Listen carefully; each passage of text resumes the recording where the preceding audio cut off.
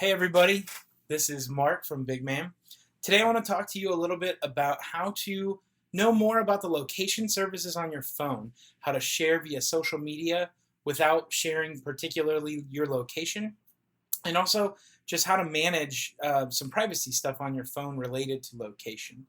So this came about because some family members saw a video online that was kind of making the rounds last week, and it was about this mother who was sharing some photos of her child, and this news, it was a local news company. They were able to reverse engineer from those videos where her child, where their bedroom was in the house, where they had been, I think the school. It was very, salacious. And I noticed a couple things right off the bat watching the video. First of all, that's terrifying as a parent, but um, I was very aware of the age of the technology in the video, right? So I'm watching this video today in March of 2017, and they're using an iPhone 4. Well, the current iPhone's a 7, so that's not that old, right? Except for remember, they come out every year, and it goes 4, 4S, 5, 5S, 6, 6S, 7. So that's ancient in computer terms. The computers on the screen they were using were Windows XP, which Windows XP Microsoft stopped supporting in 2014, which means that they had released new stuff before. I think in like 2008, Windows Vista came out. 7 was maybe in 2009. Windows 8 not long after that. So I mean, they're using Windows XP. These are ancient videos, is what I'm getting at. I didn't even recognize some of the social media stuff that they were, so scared of on the video. So that was the first thing I noticed, was that this video was very old. And so, as it is with technology, with software, everything moves at a lightning pace. So what we're talking about today might not even be right a year from now, because Facebook, Instagram, these companies might change the way that location is handled on the phone. Apple might change it. So as of today, March 2017, we're going to talk about some location information on your phone, how to be safe, and how to share while still being safe. Oh, all right, so here we're going to take a look at my phone here. And the first place we're going to go, as always, is to the Settings app. So I'm going to open up Settings on my phone. Okay, and then here we're going to scroll down a little bit, and I'm going to look at Privacy. So Privacy there is in that, I believe it's in the third little section. Yeah, so it's in the third section in Settings, Privacy. As always, my stuff is on the current up-to-date version, so if you're using an older version, it might look just slightly different for you, but I'm running iOS 10.2.1. So here at the very top, we're going to look at location services.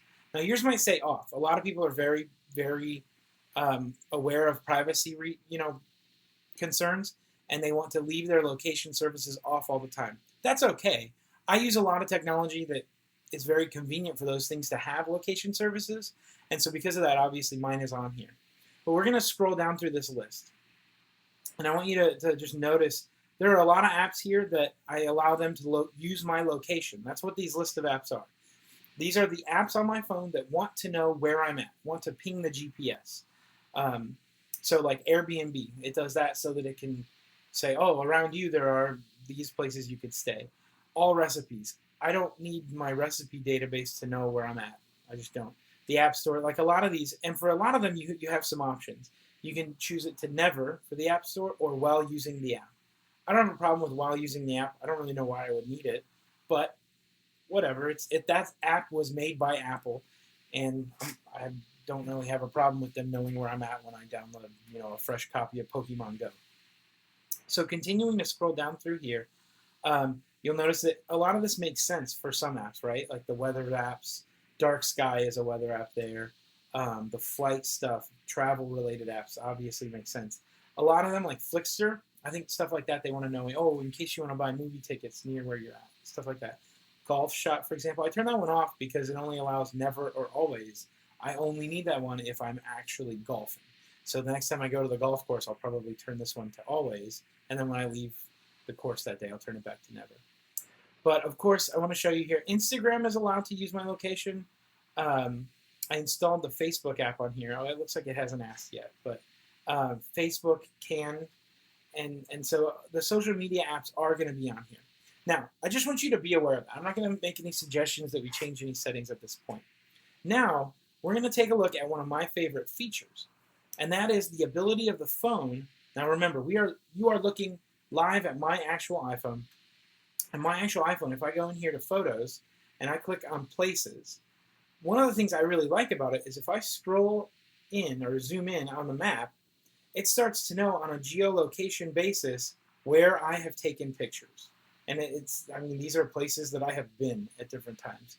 And so you can see I've been down to Key West, been to Marathon, etc. The 4,300, that's relatively close to my home. But again, even that, we're at a very vague distance here, so I'm not sharing too much. But again, this information is local to my phone. The only time someone else would see this is if, in this case, I'm showing you, or if they had your actual phone. So I know this particular view, there was some concern with some people that were talking to me about, but I don't want people to know where I've taken those pictures. Okay, so you can turn off, in that case, if you really don't want your pictures to be taken with a geotag. That's a part of what's called metadata, which is, when the camera of the iPhone takes a picture, it actually records not just the shutter speed, the film setting, the ISO, etc., all the actual camera things. It also records where the phone was at that time, a little bit of information about that. And so if you don't want it to know that, you can go here back to those settings and then privacy. And let's find location services. And we can scroll down here and find the camera, and we can say never. And if we say never, then from then on, it's not going to record that. Now, that doesn't erase data it's already recorded, but it won't record it moving forward. But again, for me, I kind of like that view. I love being able to zoom in and say, oh, I was up visiting family in Indiana. Let's take a look. Or, oh, let's see some pictures from the happiest place on earth. Boom. Looks like I've taken 75 pictures at Wrigley Field. So stuff like that. I kind of like the geotagging on the pictures. But again, I understand why people don't. So that's what it's recording when it takes the picture. Now, I'm going to go back a step, and one of the things I wanted to talk about was when you share photos on social media. So I, again, have my phone set, or my camera, so that it records that GPS data. Now I'm going to share a photo on Instagram. I'm going to go here to Instagram. I'm going to add a new photo. And just the other day, I was at a client's office, and I took a picture of their Mac Pro I was doing some surgery on. So this is a Mac Pro cut open here, and opened. And so if I want to share this, I can, and this photo had the GPS coordinates recorded on it. Now, the video that we watched talked about, oh, you're sharing all these photographs with your children's bedroom location, stuff like that. So here in the location, I can tell it, yeah, I want to go ahead and tell it that I was in Kendall, Florida. That's the part of Florida I was in. Or I can even say I was over at Chillin, right? I guess I was near Chillin for that picture. Or I can search a location, right? I can just say that I want it to be at the Falls. Shout out to the Apple Store at the Falls. Etc. And so now it's recorded that I'm at a precise location. Now, Instagram is not using the actual GPS coordinates and posting the actual location for someone to click on. What they're really posting there is the location, the falls. And so on the map that shows up, it's going to zoom in onto the falls. However, and this is, by the way, after years of privacy concerns from people using Instagram and Facebook. So I did want to just assuage a little bit of that major concern. Now, if you're out in the middle of nowhere and there's not a bunch of locations to choose from, and you tag a location, you say, I want to add a location, and I want to say that I was at, client's house, and then, oh, you know what, I could do that if I turn on hit this, I could tell it where I'm at. But my point being, you can assign a location to where you are currently at. I'm not going to do that. But unless you're doing that, and you're just picking one of these locations here, you're not actually giving up more information than just, oh, I was in Kendall, Florida. That's a part of Miami. Or, oh, I was at Chillin. Or, oh, I was at Outback Steakhouse. Something like that. So that's what I wanted to make sure to communicate is, I have no problem, and I am all for people being very concerned about privacy. This video that I was watching, I really didn't like that it was causing all this concern, or new concern, because it was really old. A lot of the information they shared was completely out of date. But really, just by understanding what you're sharing, by looking at your audience too, you can be much safer than, the 11 o'clock news made it seem. And so that's the other part I really think is worth looking into. Perhaps we'll do a whole video about it at some point. But Facebook, Instagram, all the social media accounts, they're awesome for sharing photos with loved ones and connecting with people you might not have seen lately. But I think it's really important when you are sharing photos, perhaps of children, right? You want to make sure you understand your target audience.